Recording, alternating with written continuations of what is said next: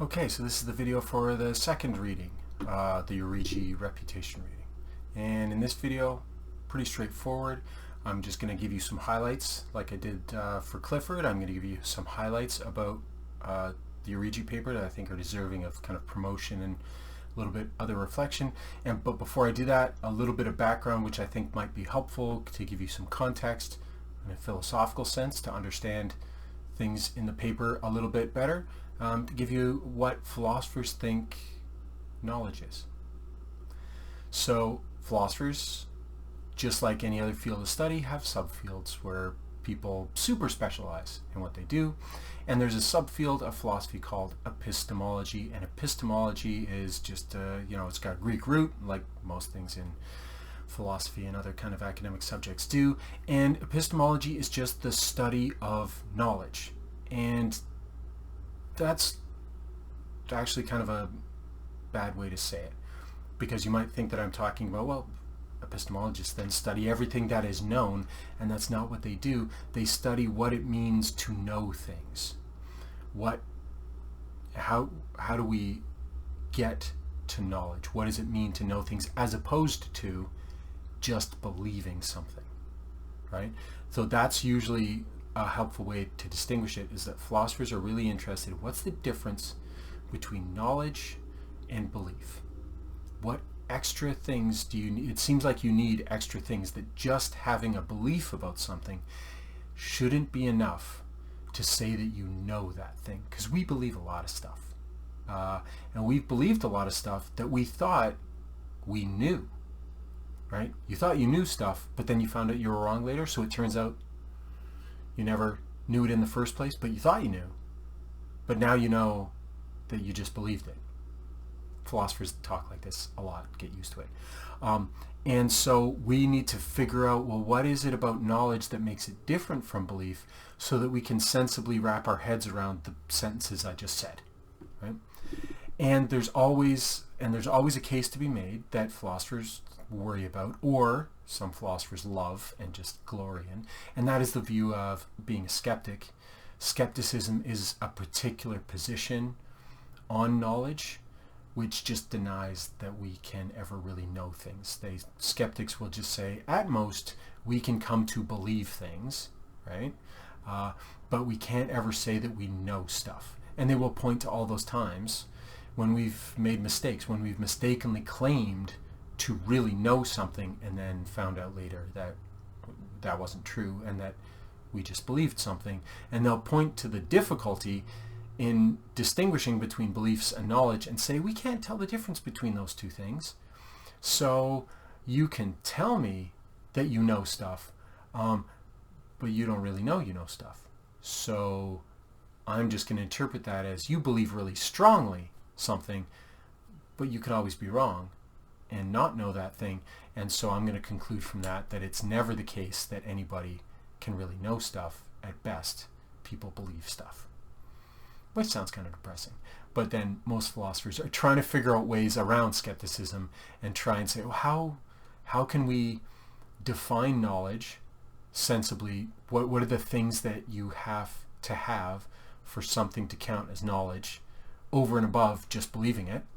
And then also, are there ways that we can get those extra things so that we can justifiably say, I know stuff, rather than just, I believe stuff? The one answer that's been around for literally 2,000 years, Plato was the first to kind of advance this answer. And we know now that it's not quite right, that there are problems with this particular answer, but it's such a cool answer, and it gets 95% of everything right, that it's still useful to tell people that it might be in the ballpark of this. The real right answer about what knowledge really is, probably in the ballpark. Not guaranteed, but in the ballpark of this. And the idea is, that Plato came up with, is that you do need some particular extra things for something to count as knowledge.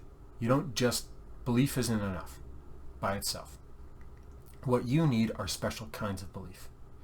You need beliefs that are justified and true.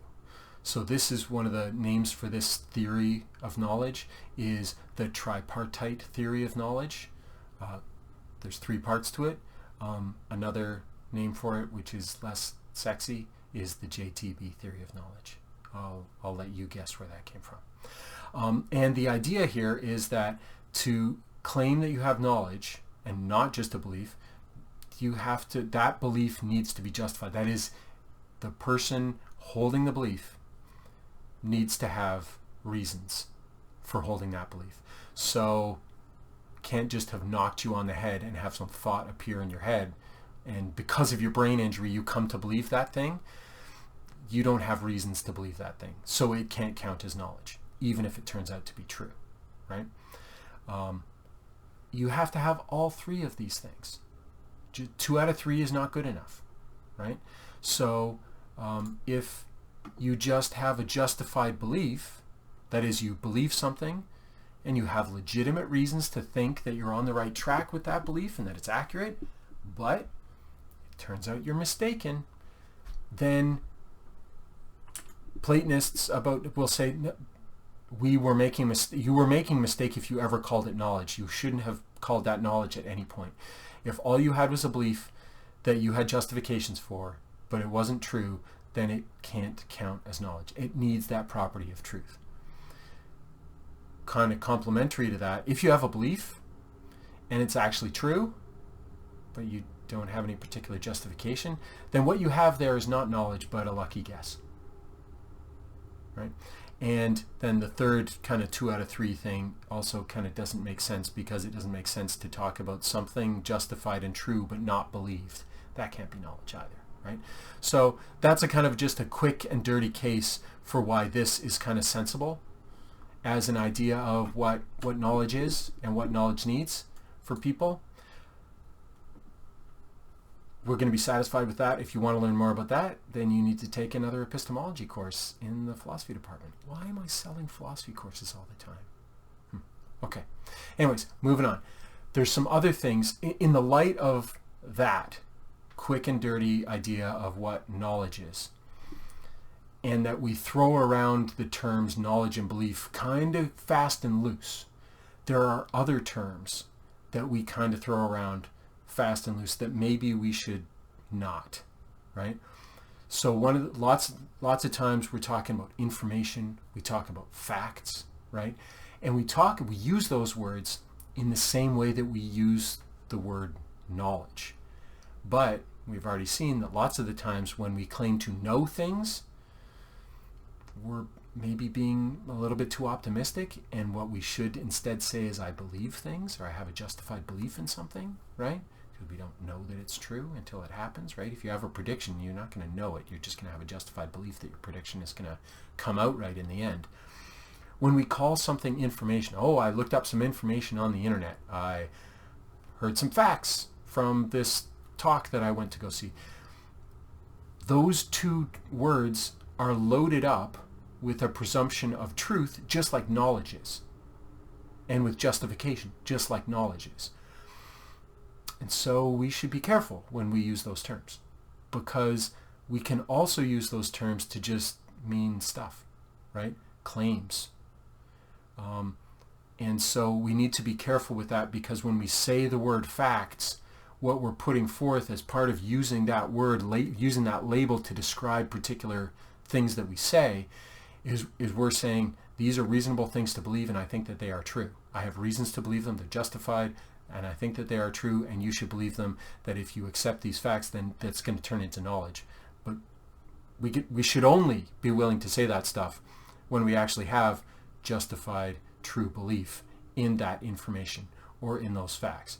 And in certain cases, instead of using those 2 words loosely, maybe we should use other words to really signal to people that what we have here are not secure pieces of knowledge, but provisional beliefs that maybe still need checking out by everybody, or maybe just you, right?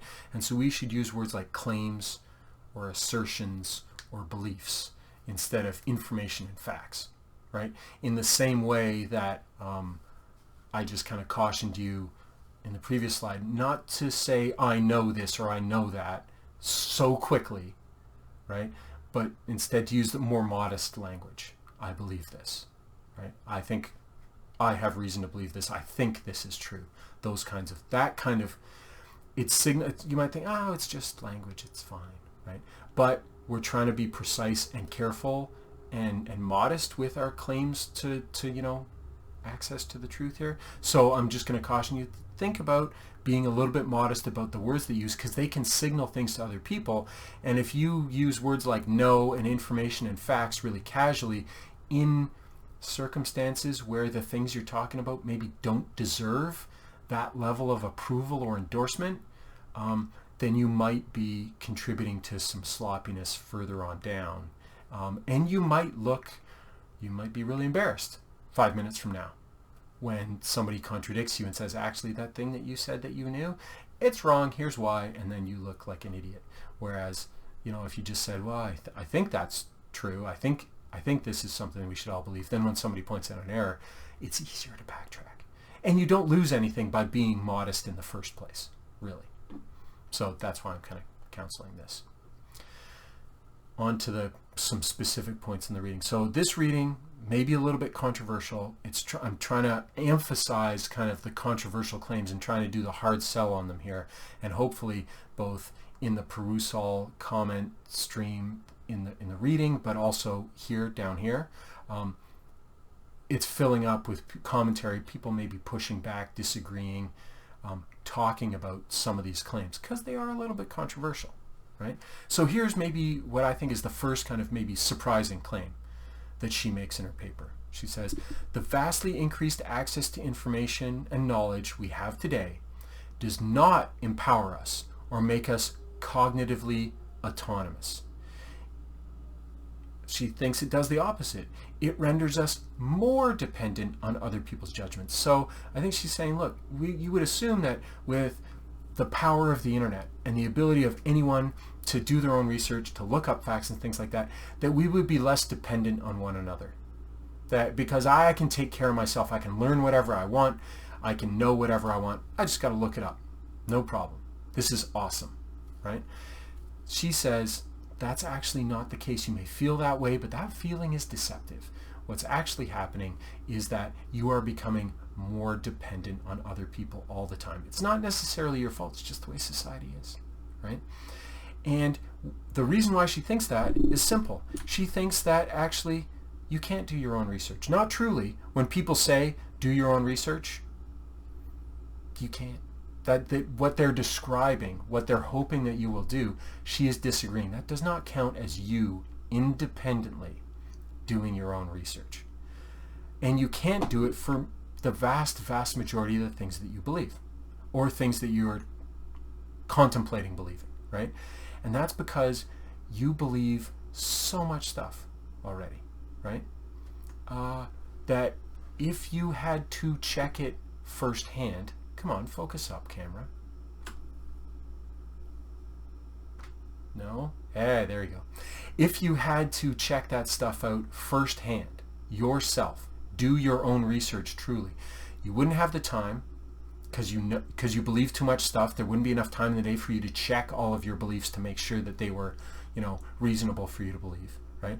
And perhaps even more importantly, you wouldn't have the expertise to check out those claims.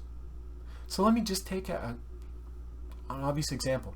I'm assuming that the vast, vast majority, probably all of you, believe that the Earth is an oblate spheroid, believe that the Earth is a globe, and that the Earth is not flat.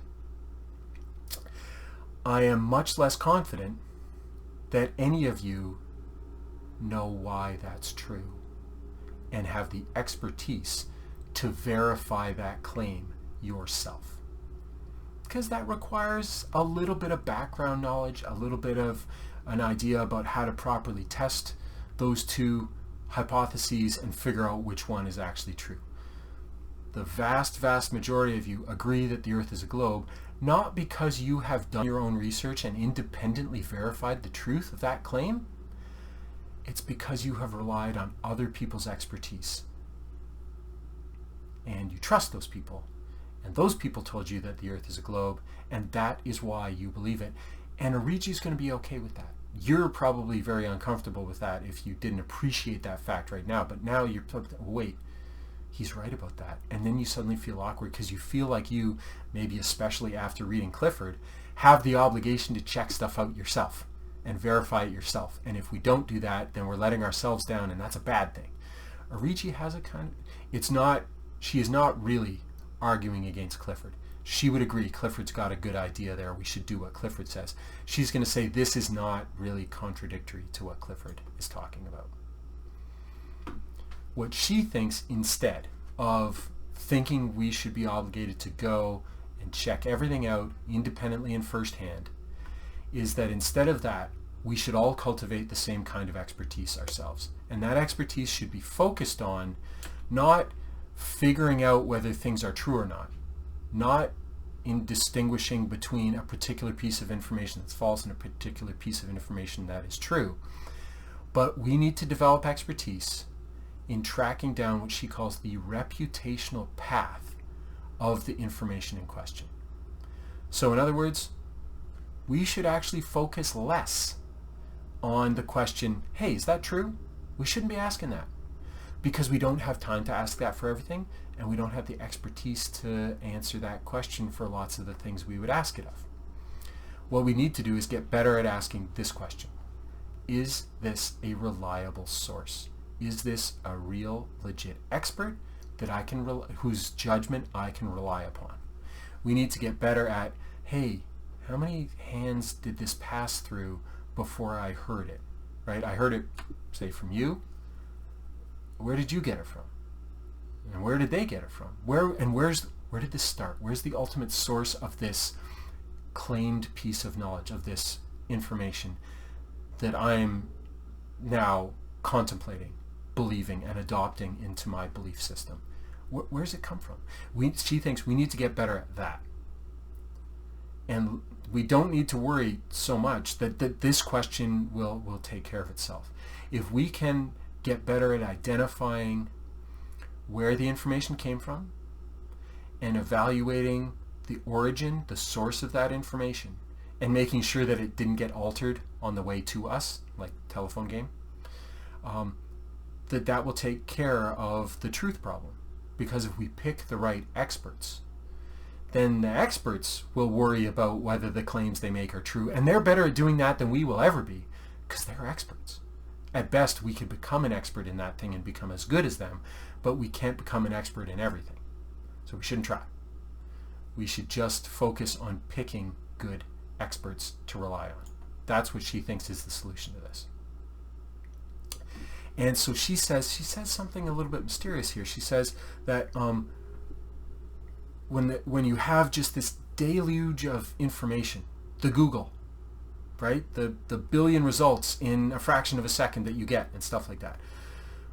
The greater the amount of information that circulates around us, the more we do and the more we need to and the more we can't avoid relying on reputational devices to evaluate that information. So she says, look, there's some stuff out there, there's clues out there that we use to form opinions about whether this information is to be trusted based on how it got to us, right? And we need to develop some familiarity and some expertise in those reputational devices so that we can evaluate the piece of information by where it came from, and reputational devices are the things that give us those clues. So that's a really kind of obscure. So I wanted to challenge people right now. If you think you know what she's talking about here, put that in the comments.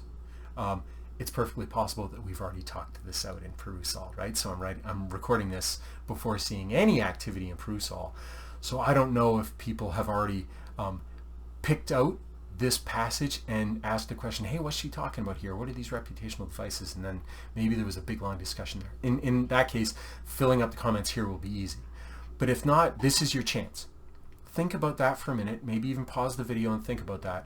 What kind of reputational devices do you use to try and figure out whether somebody is a trustworthy expert that you can rely on to tell you the truth? to give you information that is actually true and not fake news. How do you tell the difference between those kinds of sources and bad sources? Okay, I'm hoping you pause because I can't stand waiting and stuff. So I'm going to flick the next slide. If you still haven't finished typing your thing, pause now because the next slide is going to be my answers. So I don't want to spoil you finishing your answers. Okay? Okay, I'm going. All right. So here are some sample examples from my perspective about what kinds of reputational devices people commonly use. So first, we look for credentials, right? Degrees, awards, titles, things like that, right? Those signal to us, that's what she means by devices. They're signals to us that this is a person to be trusted on such and such subject, right?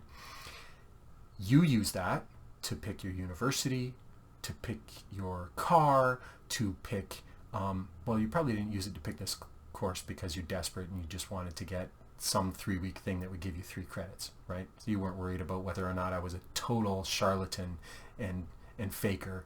But I do have credentials. I have degrees. They're great.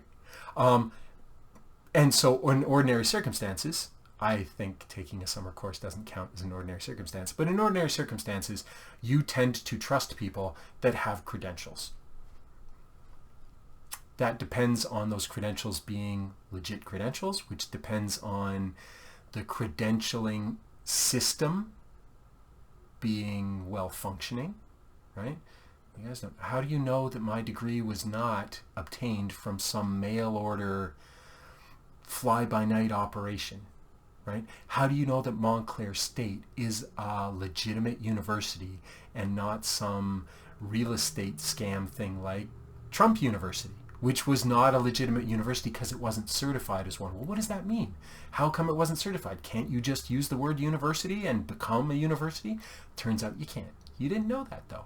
But there is a credentialing system in place for universities.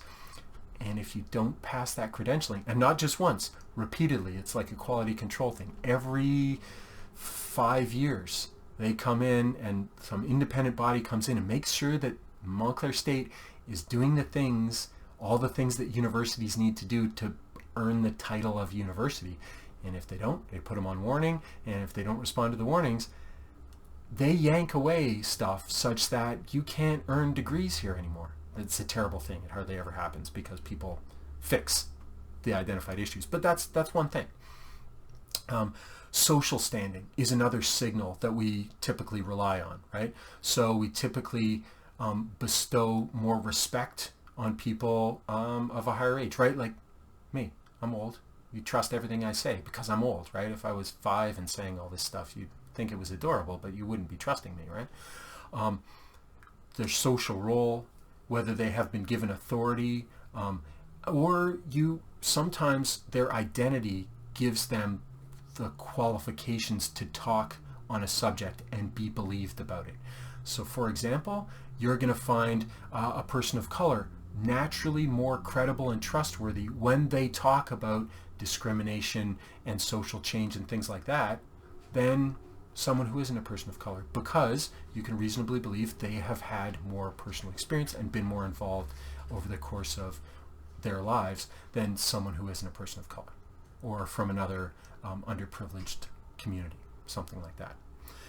Track records, definitely, right? We pay attention to the success rate of their past claims on particular issues to see whether this person is a reliable source of information. Disappointingly, though, and I have it listed here, this is an unreliable reputational device that we use, but it's definitely something that we do rely on a lot, and it's bad, and we should not. And that is, we use rhetorical cues. That is, when somebody displays confidence or passion or can express their point kind of articulately without getting all tongue-tied or knocked off stride by a heckler or something like that, all of those kind of social cues about the confidence of a speaker really make us trust them and the things that they say. But that can be really dangerous because idiots can be charismatic, right? And people who are kind of really tentative or who have a speech impediment or just aren't very social and comfortable in public speaking, can be really intelligent and knowledgeable people, but will tend to discount what they say because of those presentation issues, which I would argue not very relevant, not trustworthy reputational devices to evaluate somebody's expertise. Right? Another way that we can be reassured by people being authorities that are worthy of our trust is the degree to which they're willing to kind of be an open book for us. How transparent are they? That gives us confidence that they're not pulling the wool over our eyes, right? So even if they're an expert and we can't really understand what they're doing because we're not experts, we tend to look at the degree to which, and I would argue it's a good thing, that we look at the degree to which they're willing to teach us their process and how they came to their decision. The degree to which they're open and receptive to us asking questions about how they got the belief that they got, that those are all positive signals that justifiably increase our trust in that particular source of information. I don't know if this is an exhaustive list, but this is a pretty good start, I think. And so all of these, I think, are very positive, except for I'm very negative about the rhetorical cues. Those are very unreliable, and I think we tend to rely on that too much, and it's very misleading. So we need to watch out for that. But it does count as a reputational device, because unfortunately it is something that lots of people frequently rely on to try and figure out if that person who is pretending to be an expert, presenting themselves as somebody, as a reliable source, is in fact a reliable source. And so this can apply to really kind of consequential and academic claims like global warming is happening, like the election was stolen, any claims like that are really kind of consequential and have great impact depending on whether people believe them or reject them. But even average, really kind of everyday claims that you could choose to believe on the basis of somebody else and their testimony, right? So take this. It's 78 degrees outside right now. I don't even know when you're watching this, right? Don't go outside and check. Don't do anything yet, okay? I want to know how you would check that was true. It's 78 degrees outside right now. How would you figure out that was true without doing your own research in the sense of going outside and just feeling the outside temperature? How would you figure that out? Would you look up the temperature on your phone? Would you yell to your roommate and ask them, hey, can you just like stick your head outside and tell me whether it's hot or cold out there, things like that? Would you look outside and see what the weather looked like and then make your judgment based on that? Maybe you live somewhere where there's lots of crickets or other kinds of things, and because this happens, right? The speed with which crickets chirp and stuff can tell you how hot it is outside. And so people can develop a sense about that. So they go, it's pretty hot. The crickets are pretty active outside, right? So those are all different clues. But I want you to think about the reputational path of that belief. If you rely on your phone and the weather app on your phone to tell you what's going on outside, the phone's just the first step in that reputational path. Next, you have to decide, well, how much do I know about the weather app? Like, who publishes that? And where do they get their information from? Because the weather app usually just kind of like pools information from more basic sources like weather stations around the place, right? Around where you live. Did it pool the right ones? Well, that's the job of the weather app, right? But how are those run? Are they well maintained? Stuff like that. You might ask questions. That's the reputational path of checking the temperature outside on your phone. And then what's the ultimate source of those claims? It's those local weather stations that are sprinkled around the community, right? How much do you trust those? Did you even know that they existed?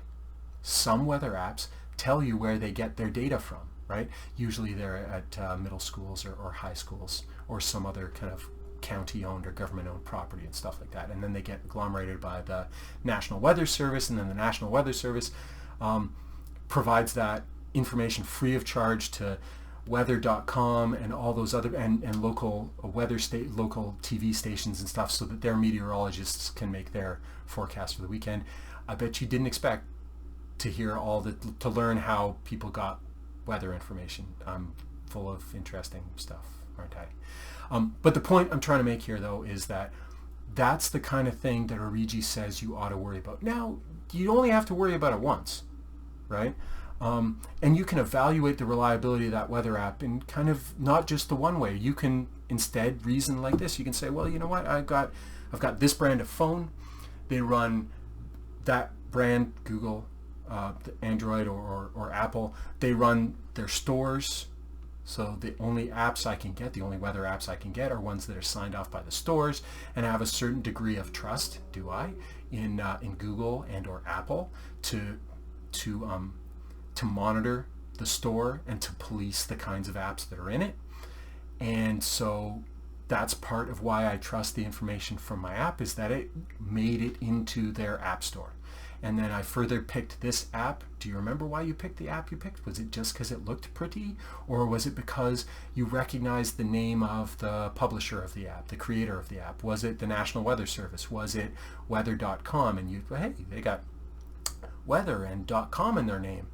Is that why you picked the weather app from them? Or is it because of the fact that you have relied on their information before you had a weather app on your phone? Crap, you kids are so young. You probably didn't ever not have a weather app on your phone.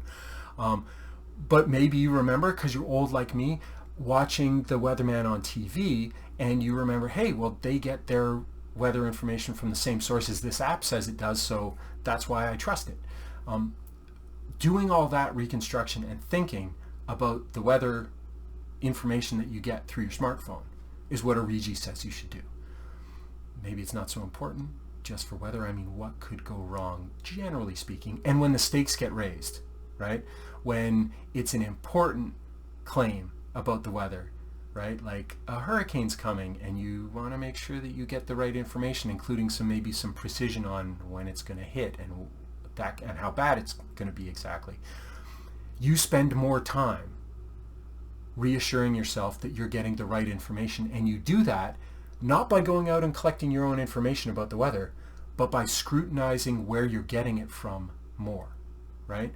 Oh, okay, well, I mean, it's really important to me that I'm prepared for rain if it happens this afternoon. So I'm not just going to check my app, I'm also going to check this other thing, right? I'm going to check this other website, and I'm going to look at the forecast, and I'm going to do this, and I'm going to do that. If it's something that really matters because you have an event planned and you need to know whether you need to put the tents up, then you're going to check multiple sources. That's you being a reputation sleuth. So, kind of in summary, what Origgi is arguing here, and I think she makes a pretty persuasive, if controversial, case for it, is that we have to admit that we cannot have first-hand knowledge of very much at all. The vast majority of our beliefs we acquired from some other person, and not from our own investigations. That seems, when you think about it, depressing but true. We rely on the testimony of other people, teachers, family, friends, respected authority figures, things like that, for the vast majority of our beliefs. We know vanishingly small amounts of the things crammed in here through personal experience. And even the things we think we know through personal experience, that personal experience got interpreted in particular ways because other people told us how to interpret those personal experiences. So Origgi thinks, because of those two things, the best way to protect yourself from believing false things, from being gullible, from being fooled, is to be good, to become better at trusting the right sources. What are the right sources? Well, that's what you need to get better at. You need to get better at distinguishing good sources from bad sources. So we need to develop the skills and habits of evaluating the reputation of sources so that we can become better judges of the sources that we trust. That's the lesson that I'm taking, and we are going to do that. That's part of our evaluation, the ARG evaluation. That's the A part. So you're going to see me when you see videos in the listicle tutorial module. when we start talking about A evaluation, there's going to be callbacks to the Origgi reading as I justify why we're doing that kind of stuff, to draw some links there. All right, what's next? Well, naturally, but you don't have to. Naturally, it would be go on to reading number 3, but you can do things out of order, and you can do things early if you're ambitious. You don't have to wait till week 2 when it's assigned. You can start reading number 3 right now, or we're reading 4 or reading 8, doesn't matter. Do them out of order, doesn't matter. You might want to do reading number 3. It's a change of pace. I have ordered them for a reason. It's not a definitive order, or else I would have sequenced them. But it's a little bit of a change up. This one and Clifford are both philosophically oriented papers. The next paper definitely is a psychology-based paper, so that should be interesting and maybe a different little spin, give us a different perspective on critical thinking. And you should definitely also not just be doing this one thing in this course. You should be at least a double threat. You should be doing some simultaneous work in the listicle tutorial module and working at that. All right? Okay, and that's the end of this video.